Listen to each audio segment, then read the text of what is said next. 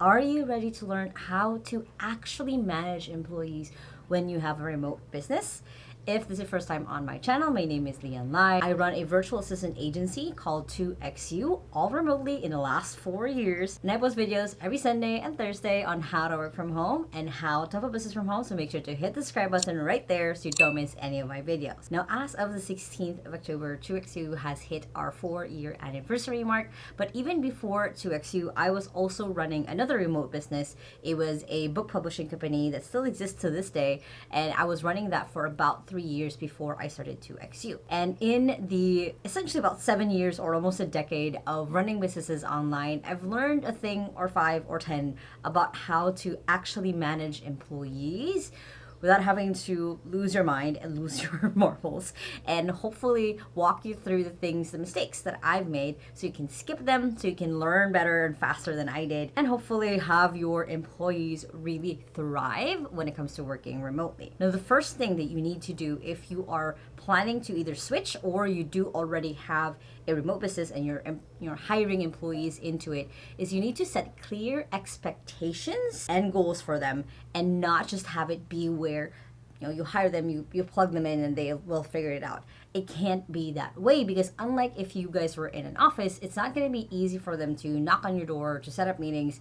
It has to be a lot of back and forth, basically. So it's really important that you, as their boss, as their manager, that you set the expectations and goals of what they could be doing or what could they be focusing on day to day. So what this is and what this looks like for 2XU is we have objectives and key results tracker. We use Notion for this, where we set basically goals for the next 90 days and we break down like month to month, what does that look like? What would their priorities look like? That way I don't have to micromanage them. I don't have to look over their shoulder for every single thing that they're doing, because we've already set at the beginning of the month, hey, these are your priorities. These are things that are expected from you that you should be finishing, you should be working on, they should be starting, so on and so forth. You should also set clear expectations on how they should behave, how they can show up, especially if they're going to be client facing for you, or also especially as they're welcoming in new team members. You have to keep in mind that what your culture is now, whenever people come into it, if you don't do it intentionally, like I did for the first company that I was running, it's going to fester a lot of really bad culture where a lot of people are afraid to speak up because they weren't set expectations like, hey, it's okay to speak up here. In 2XU, when we're doing interviews, I say 2XU is built on feedback, and no matter how big we grow, I really want to hear if people have feedback on how we can do things better. And of course, when it comes to setting goals, it gives them something to look forward to, especially in the day-to-day. Let's say you get super busy and you're not able to meet with them as much. At least they have a guide that will push them towards where it is that they need to go based on what were the set expectations and goals. Next is, as you've started creating those expectations and goals, it is really good to start creating your remote work policies. Now, there's a lot of ones that we've set up into 2XU. One of them that's just very important is just cybersecurity policies of what is expected from them. What are the things that they need to do to secure their files, their data, especially if they're going to be using their personal computer to be able to get a lot of the work done in your business. So this is really key that you have these things in place. So we have a cybersecurity policy in 2XU. We have a meetings policy of making sure that they let us know ahead if they're going to be late to meeting or they're going to miss the meeting overall. We also have policies like how we handle raises, how we're able to address feedback and concerns, who they should be going to or emailing if they have any concerns, and for what concerns that person is in charge of. So it gives that, again, that sense of clarity of where things are, because you are not supposed to be in multiple places at once. You're supposed to be the one growing your business and not just running it. So putting policies in place of what are the things that are the boundaries of this business and what is expected of them is going to be really essential. Now, I've listed off some of the policies that we have in 2XU. You can definitely create more and more, but you can think of policies as just guidelines of just putting it in place of what if, your business right now might have just 5 employees, what would it look like at 50, and what is expected of that 50? What are they expected to know because you weren't there to onboard them yourself because you've grown your business? what does it look like for them to be able to continue what you've set at a standard at the beginning. Next is to make sure that you're creating an area or an arena for continuous feedback and support. So it's not enough, of course, that you just set the goal. You have to let them know if they're off course, if they're on course, if they've exceeded basically what was asked from them, and giving them that praise and reward, or making sure that they know, or basically redirected to where the right path is based on what it was that you guys did discuss in the beginning. In 2XU, I have once a week check-ins for those who have already gone through our 90 days in 2XU. But if you are just onboarded, I meet with our people at least 2 to 3 times a week to give them that constant feedback and support basically as they're still trying to figure out what it looks like for them to be in this role. So depending on the kind of business that you might have, you might be doing this more frequently, you might be doing this less frequently, depending on the systems you have as well. But it's really important that your employees feel that support from you, so they know that they can venture out, they can try things, they can make mistakes, because they know that you're going to help them get into the right direction, and it's going to, of course, upgrade their own skills the more and more that they do it. Next, and this is a key thing when you're working remotely, is work with tools. What I mean by this is one of the things that people usually fail at, that I've failed at when I was starting out, is not establishing the right tools when it comes to working remotely. Now, there's a bajillion and one tools, more so now with AI, that can use for remote work, but you only really need a couple of key things to set up. First one, and I've talked about this in other videos, is making sure they have a really good communication tool, that your employees basically know where to reach you or where to reach other people in the business.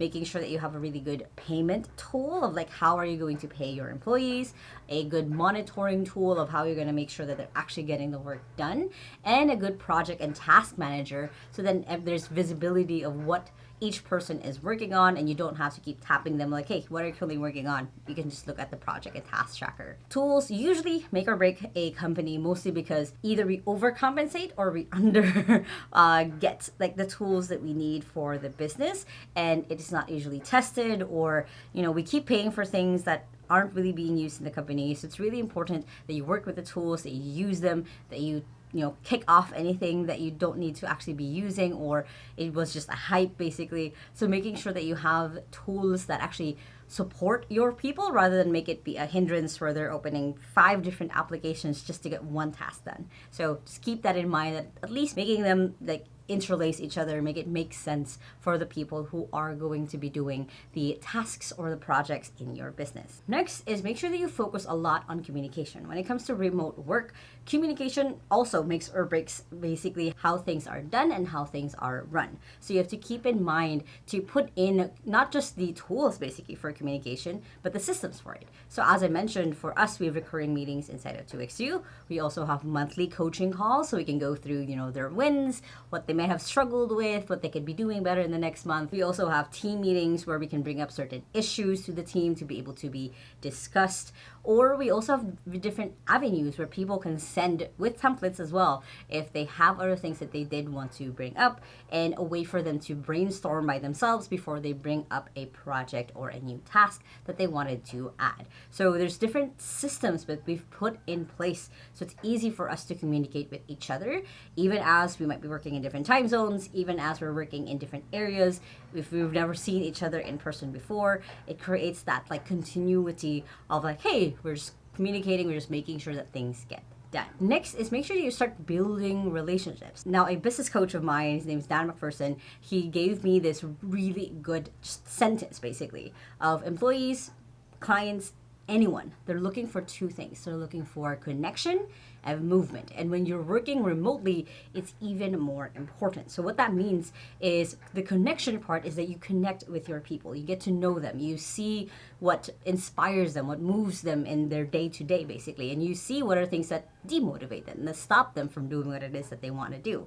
You create that connection with them, and you create a lot of movement. Movement doesn't have to always be that getting them promotion, getting them, a raise. Movement can also just be them upgrading their skills, and you've been able to upgrade their skills because you've connected with them on what are the things that are important to them.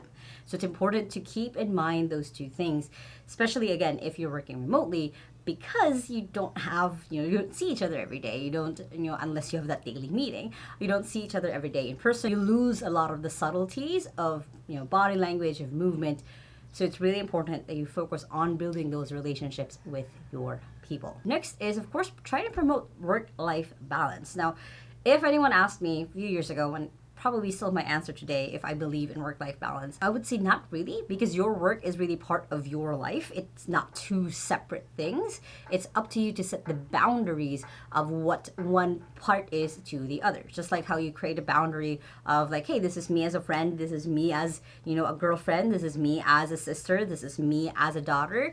It's kind of compartmentalizing and making sure that you have different areas of your life in different places, because it's just part of your day-to-day. So promoting a work-life balance with your employees is making sure that if they say that they're going to clock out at 5, making sure that you support them on that. Or if they have, family events that they have to go through, or taking care of themselves as well, especially for their mental health, it's going to be really important that you respect those boundaries, again, within like a healthy, if they're not actually getting anything done for the last like 2 weeks because they were doing this and this and this.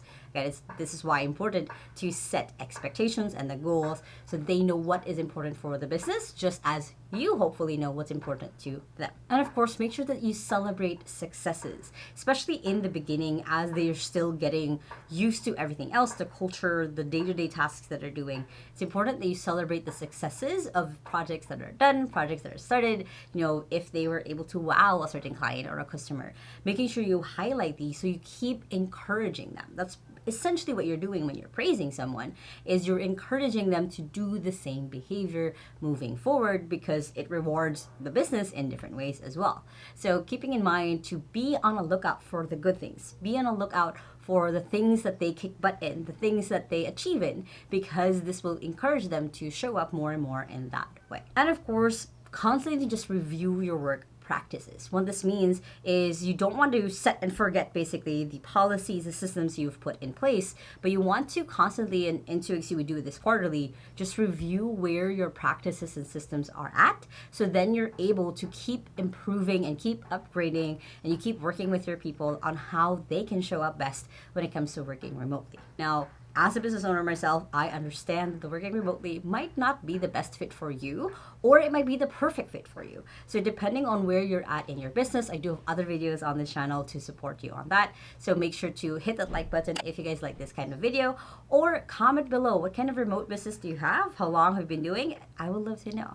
And if you still haven't yet, make sure to hit the subscribe button right there so you don't miss any of my videos every Sunday and Thursday on how to work from home and how to have a business from home, which you guys can check out those 2 playlists right here and the latest video right here. I hope you guys have an amazing day, and remember that small steps matters, and I'll see you in the next video. Bye!